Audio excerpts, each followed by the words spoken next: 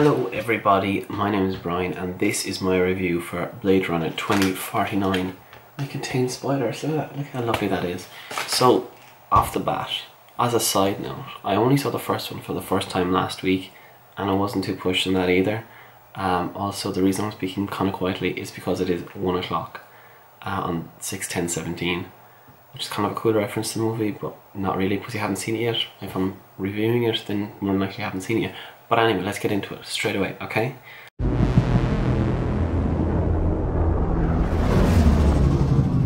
Now, the story itself isn't anything to write home about. Ryan Gosling is an LAPD agent who is a Skinner slash Blade Runner. He's alone, looking for meaning, and then what pops out of nowhere? Meaning, yeah, that's it, meaning. Exactly what he's looking for. Crazy, isn't it? He has to carry on an investigation until it ends up being about him, and that's kind of as loose as I can be with the storyline without kind of getting into the details. It's someone outside my window, I think. But then again, that is an hour into the movie, so it's not really that bad. Every civilization was built off the back of a disposable workforce. But I can only make so many. Happy birthday.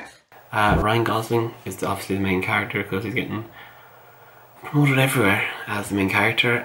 He was obviously in La La Land. He's good, like, but it wasn't exactly a performance to write home about, or give you chills in the back of your neck. That's what I've written down here. That's why I keep looking to the side, because I've written it down because I am kind of tired. Harrison Ford doesn't need an intro, but I'd like one considering it took an hour and 45 minutes for him to actually appear in the movie. Jared Leto appears as much in this movie as he does in Suicide Squad, and does as good as performance as well, because in fairness he was good in Suicide Squad. He's good in this, but like, it's easy to be good for 10 minutes in a movie. Dave Bautista is fantastic for the 15 minutes that he's in the movie before he dies. Carla Julie is a prominent female character. The only one that kind of really adds to the plot and lives. Yeah, no, and then there's another five, yes? Yeah, another 5 female characters, but like, none of them are anything really to write home about. You just don't know them. Let's be realistic. You don't want to know about actresses you don't know. 3 out of 5 of them die, so that's... And yeah, the other 2 are only in it for about 5 minutes combined overall, so it's not really that big much of a deal. There is an order to things. That's what we do here. We keep order. Ryan Gosling is obviously the main character, but he's just a sad cop. I couldn't care less what happened to him. The rest, apart from Gosling's hologram girlfriend, Joy, who's a great character, I must say. Jared Leto's assistant called Love, and Ryan Gosling's boss. They're barely in it. Well, apart from the 3 of them, and obviously Gosling, there's no one really in it a lot. It's a lot of nothingness, is this movie. That's the main issue I have with it. But they're actually the 3 people that die, so spoilers, that's the spoiler there. I don't know how crazy I go with the spoilers, but I've just basically told you 4 people that have already died. So. The world is built on a wall that separates kind. Tell either side there's no wall, you bought a war. It's down as a drama, even though it is a sequel to a movie that's like contributed the most to sci-fi or something in years. So, I don't know, that's crazy. I thought it was a sci-fi movie, but as a drama I suppose it makes more sense.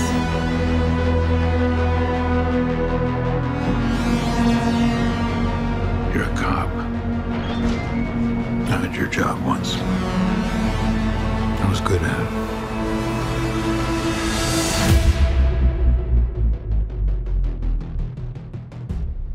I know. What do you want? I want to ask you some questions. This is where it really hits me. It's just far too long. It's 2 3/4 hours long.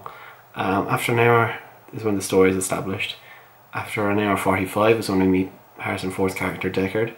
By 2 hours in you want to go home, and this is when, might I add, 4 people actually left the screen. They just left and didn't come back. That's from what I saw. And another thing, there's no proper ending. There's so many things just left unanswered at the end. And I'm just like, come on, like there's no like, conclusive ending. There's so many unanswered stupid questions that just don't need to be unanswered.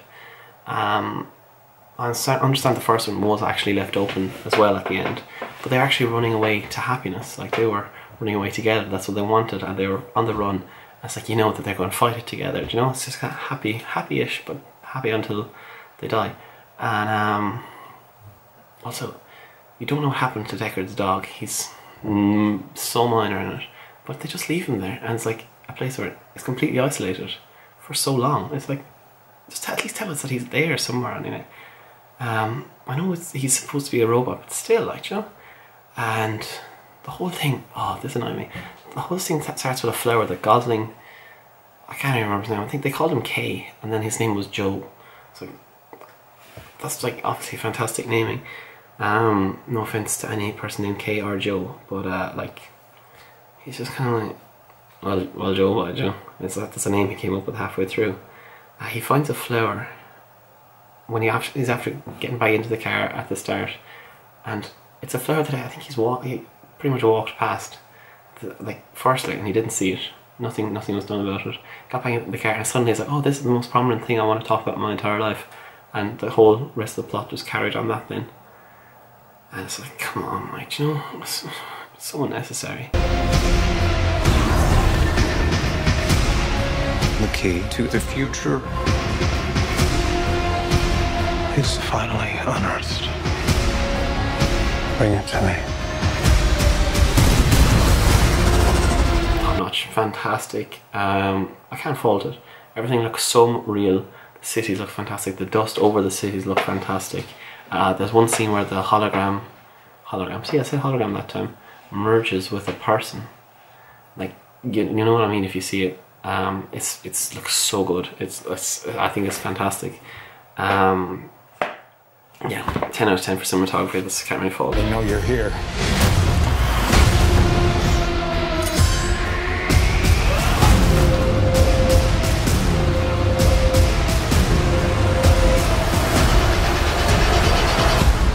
Would I watch it again? No, sorry. I always told you, you're special. I didn't care when people died, and you just knew the people that didn't die, that they'd be fine, do you know? Like, at one stage, Ryan Gosling's nearly dies, but he's grand. Next scene's grand, like, you know? And then, scene after that, then he nearly dies again. It's like, oh, will he die? Will he? He just won't die, like, you know? The main characters don't die, apart from Game of Thrones. Your story isn't over yet. There's still a page left. Final synopsis, I give 69% lol overall, because it's just too long. If it was shorter, I would have enjoyed it more. But this is what the director, and forgive me for messing up his name, Denis Villeneuve, he does. He also directed Arrival, which people thought always changed the world, but I didn't really rate that too much either. There was nice things about it, but if I'm standing in front of you for 3 hours, I'm bound to be entertaining at some point as well. I can see this movie gaining a cult following like the first one, but not really appealing to masses. And I can't see myself watching either of them again soon. There's no during credit scene, there's no after credit scene, there's no middle of credit scene. I don't know. That's it anyway. That's all I can think of for that. I did get a nice poster, if you can see that one down there. It's a nice poster. Actually, I have another one here somewhere under a blanket. It's a nice poster, I must say. Looks lovely. But so basically, long story short, looks fantastic, beautiful, but only kind of a meh movie. Like not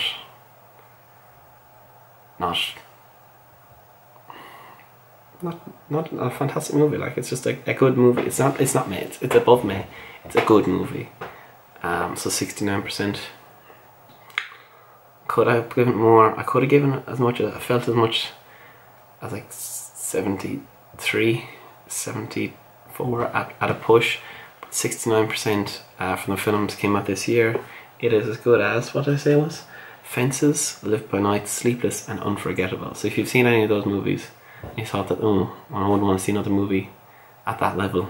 That's what I rated it as. Then again, I had the Emoji Movie rated 71. So to this person right here, me, the Emoji Movie was better than this movie. And if I was given the option of watching Emoji Movie again or this movie again,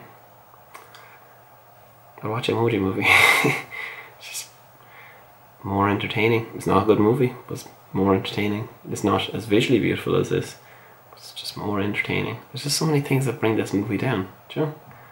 But yeah, hope that wasn't too quiet. And if you like that, let me know what other movies, oh that was a nice one, what other movies I should review, if there's any movie in particular you want to know the layout of. Yeah, like and subscribe. And Shalom.